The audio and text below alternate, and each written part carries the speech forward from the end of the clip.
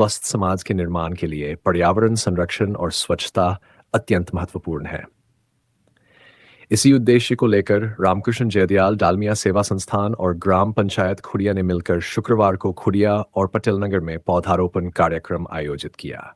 इस कार्यक्रम में सहजना का पौधा लगाकर शुभारंभ किया गया और कुल 600 पौधे लगाए गए, जिनमें नीम, मालाबार नीम, गुलमोहर, करंज, अमरूद, जामुन, शहतूत आदि शामिल थे। इस कार्यक्रम में विभिन्न संस्थानों और ग्राम पंचायत के सदस्यों ने भाग लिया। इस पहल के तहत पौधों की देखभाल के लिए जिम्मेदारियां भी निर्धारित की गई, जैसे खुड़िया शमशान भूमि में ताराचंद और पटेल नगर में मंडलवारा ग्राम पंचायत की देखरेख। इस प्रकार के कार्यक्रमों से न केवल पर्यावरण संरक्षण को बढ़ावा मिलता है, बल्कि समाज में जागरूकता भी फैलती है।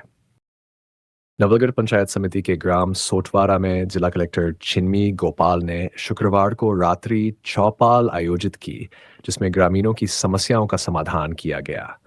इस जनसुनवाई में कुल 42 परिवाद आए, जिनमें पेयजल, रास्तों के प्रकरण, अतिक्रमण, सड़क आदि से संबंधित समस्याएं शामिल थीं। कलेक्टर ने संबंधित अधिकारियों को मौके पर ही समस्याओं के निस्तारण के निर्देश दिए। महिला अधिकारिता विभाग की साथी ने महिला विकास केंद्र के लिए भवन की मांग की, जिस पर कलेक्टर ने पंचायत में भवन उपलब्ध करवाने के निर्देश दिए। पशु चिकित्सालय में दवाइयों की कमी की शिकायत पर कलेक्टर ने पशुपालन विभाग को जल्द ही दवाइयों की व्यवस्था करने के निर्देश दिए।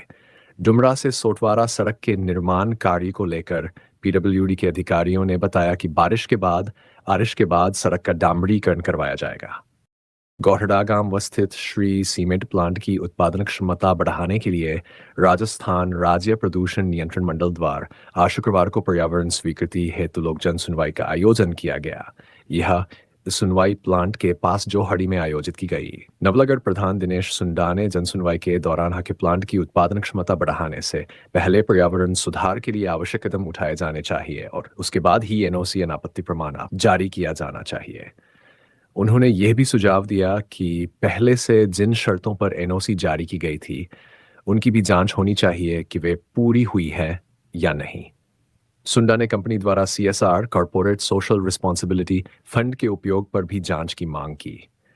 उन्होंने ये जानने की आवश्यकता बताई कि कंपनी ने गायों, पशु पक्षियों के लिए क्या किया है और पौधारोपण के संबंध में भी जानकारी प्राप्त की जानी चाहिए। चिरावा सिंघाना सड़क मार्ग पर बस स्टैंड लाल चौक पर किसानों का धरना नहर की मांग को लेकर किसान सभा के बैनर तले महिला विंग कमांडर सुनीता सानी पंवार की अध्यक्षता में आज ऐसे दिन भी जारी रहा। धरने पर महिलाओं और बच्चों के छोटे बड़े दल शामिल हो रहे हैं, जबकि कई बार कामकाजी महिलाएं घरेलू कार्यों की वजह से देरी से पहुंचने के कारण फोटोग्राफी और वीडियो में नहीं आ पाती हैं। आज धरने पर नवजात शिशु भारत पुनिया और हितांशी पुनिया अपनी मां दुर्गेश पुनिया की गोद में खेलते हुए नारेबाजी के दृश्य को निहार रहे थे, जो अद्भुत नजारा लग रहा था। बावजूद इसके पानी की दिक्कत, किल्लत और महामारी की वजह से माताएं किसी भी प्रकार से पहुंचकर धरने में अपनी उपस्थिति दर्ज कर रही हैं। धरने पर नहर आंदोलन के प्रवक्ता और मीडिया प्रभारी विजेंद्र शास्त्री ने बताया कि किसान गांव जाकर लोगों से संपर्क साधने और आगामी रणनीति के लिए शेखावाटी जनमानस को तैयार करने में जुटे हैं। उन्होंने कहा कि सरकारें किसी भी प्रकार के मुगालते में न रहें कि कुछ नहीं होगा।